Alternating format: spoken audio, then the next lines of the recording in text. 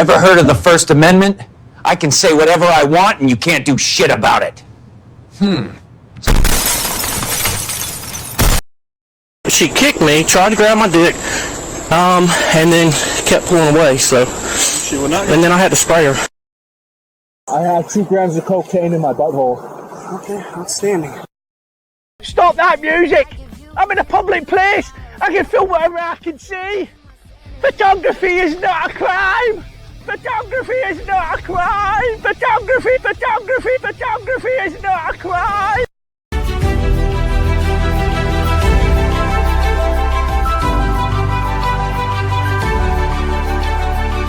I'd like to welcome you to the John Ligato Show.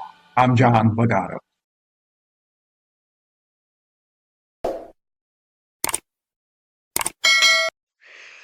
Well, let us take a Frauditor break for some Mafia shootouts. I hope you enjoy. We'll get back to Sean Reyes being a total a-hole tomorrow. I promise. In my FBI undercover days with the mob, I dealt with some vicious paisans. The Italian Mafia had as many rules as the FBI, although none were written down in some manual.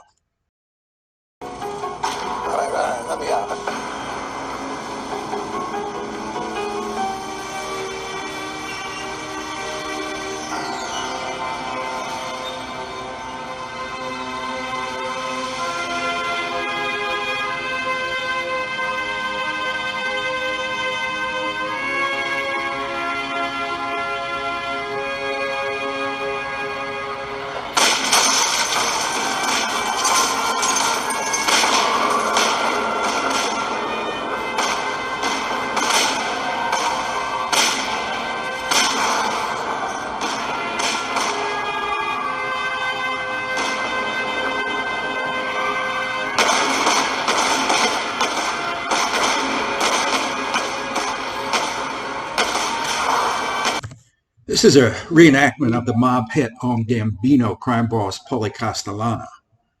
These two men are actors, watching. They're playing the parts of these two men. It's Sammy the Bull on the left and John Gotti on the right. Gotti planned this assassination. I was less than a block away from Sparks Steakhouse at this time, negotiating a heroin deal with some guy. The guy got hinky when he heard the gunshots, but I calmed him down with, "Hey, it's New York."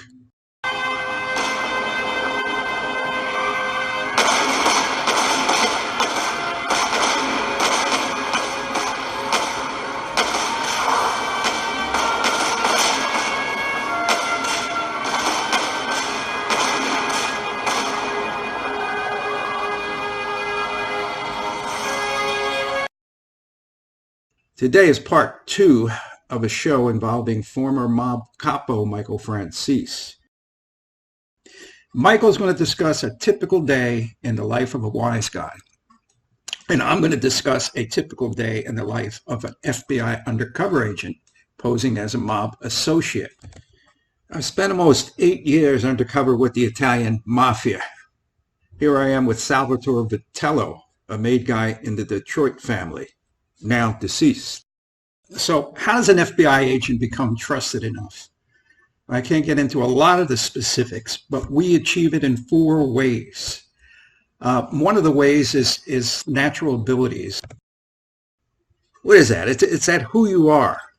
Choosing an undercover agent to infiltrate the Italian Mafia is identical to casting a movie. If you've ever been to a movie and left saying, that lead guy wasn't believable. So in my case, my natural abilities came from my background. As 100% Italian, I knew the culture of both Italians and the mob. I knew what to say and when not to say. Here you see me sitting on the far left. I'm at a high-end gentleman's club, and I am the silent owner. So one of the things that you create the illusion, we have natural abilities. The second is props. What are props? The car you drive, your undercover apartment, your jewelry. And wise guys look at everything. They look at the clothes you wear, your fingernails.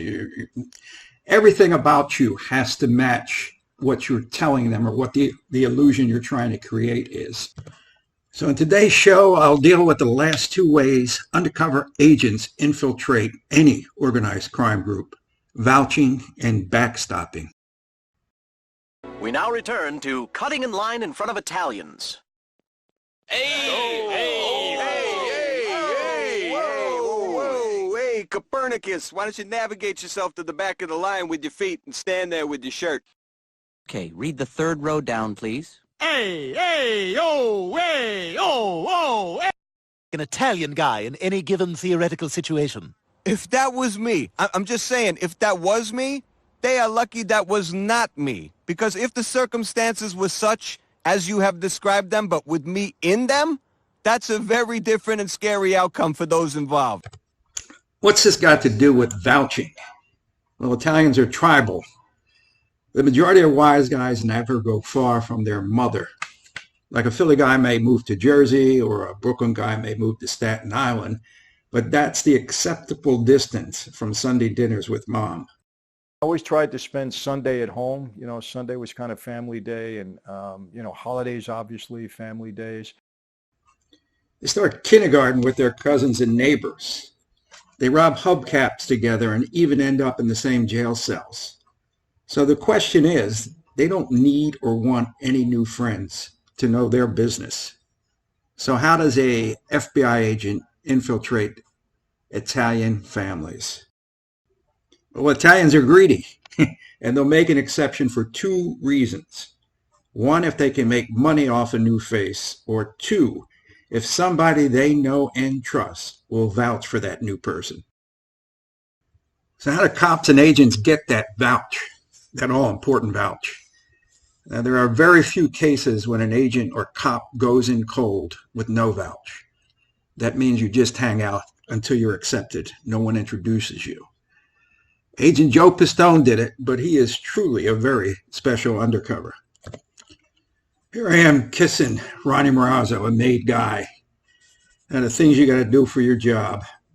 Ronnie operated out of Vegas, and I met him through an intro from some fat Tony. For over a year, I laundered money in Marazzo's nightclub, so he was comfortable with me because he never got arrested, but it was only 1 year.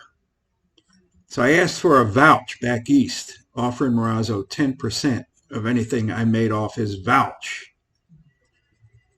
He called the guy and I listened, and he told the guy that he knew me for 10 years. Now, I had intel that Marazzo had been in Lewisburg Federal Penitentiary with some high-ranking wise guys on the East Coast. Marazzo knew that since Italians don't need any new friends, he had to vouch, knowing me for some time. It was his greed that done him in. That vouch led to over 52 arrests of wise guys in several states throughout the country. And I even went over to England, in London, undercover, as a result of Marazzo's vouch. Thank you, Ronnie. So a vouch is critical to an undercover case. And so is the last technique used in undercover cases, and that's backstopping. People subconsciously categorize other people by what they do to make a living. Joe Pistone was Donnie the jeweler, and I was a silent partner in a gentleman's club. Wise guys get very suspicious if they're hanging out with some new guy, even with a vouch, if he has no past. A frequent comment is, "What did that guy do? He just drop out of the sky?" Now remember the 4 ways that law enforcement infiltrate any organized group: your natural abilities, the props around you, a vouch from someone, and backstopping. Now remember, as made guys like Michael Francesi are having a typical day in the life of a wise guy.